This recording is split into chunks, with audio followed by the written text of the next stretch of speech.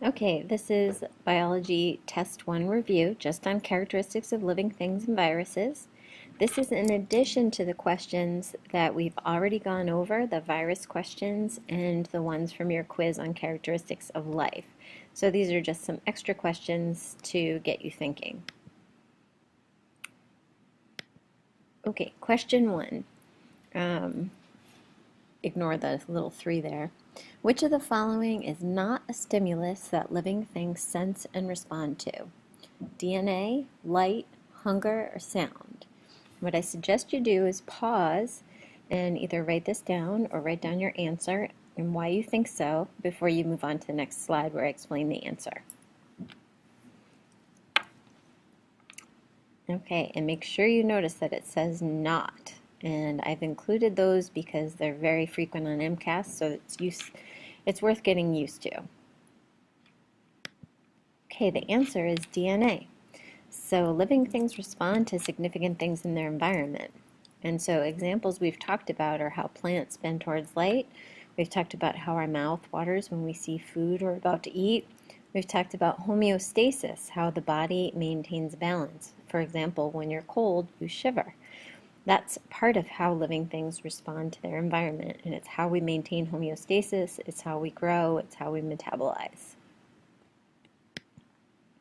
Question 2. What is true of all organisms? Organisms grow and develop. Organisms grow but never develop. Organisms always remain the same size. Organisms always shrink and divide. So pause and come up with your answer. Okay, the answer is all living things grow and develop. So that's one of the things in the Mrs. Nerg, and one of the things we've talked about a lot, is that living things need to grow and develop.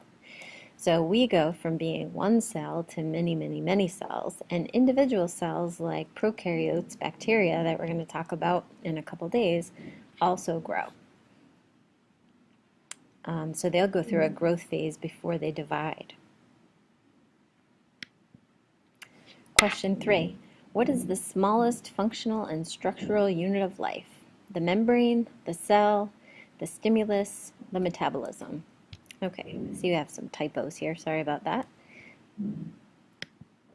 And the answer is the cell. Okay, so all living things are made of at least one cell.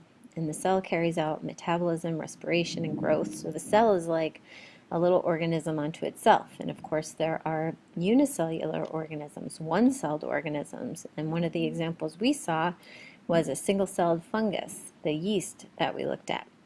We also saw single-celled protists that carried out metabolism, respiration, growth. And by metabolism, we mean eating and digesting, or for plants, they also eat the sugars that they make, but they also make sugars using the sun.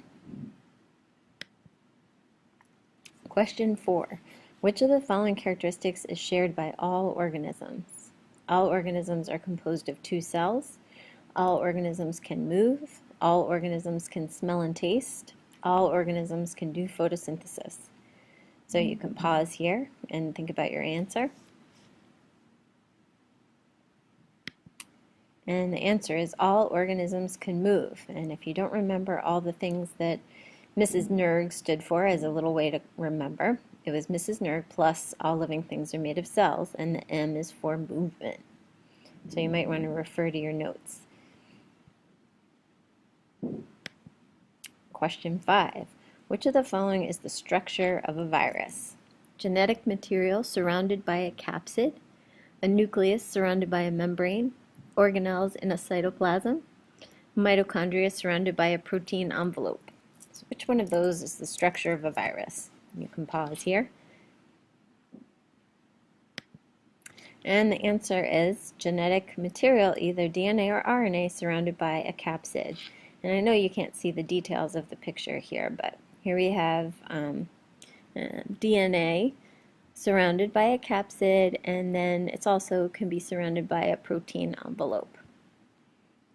So you might want to see your virus handout or the virus PowerPoint for the structure, because there are several questions about structure on the test. Okay, and lastly, a sample open response.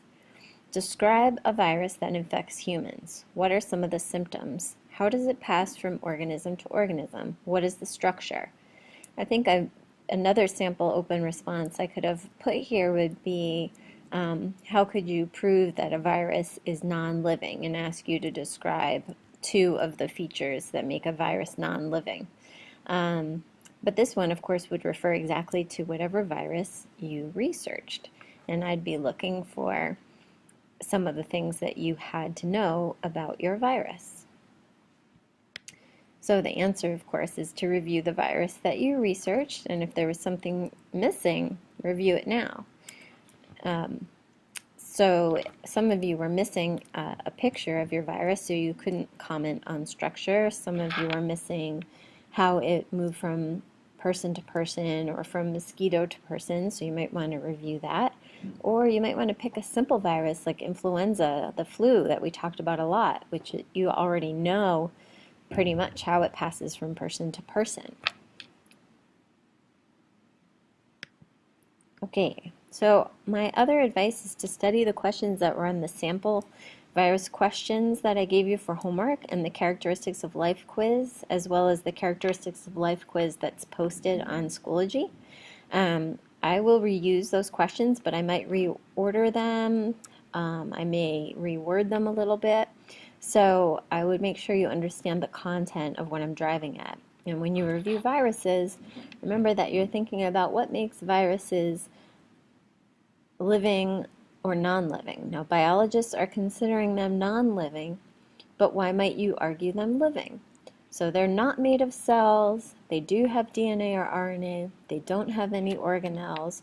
So think of those key features of viruses as you review. And if you have any questions, you can certainly email me, or you can contact me through Schoology. And that's the end. I hope you have a quality study time.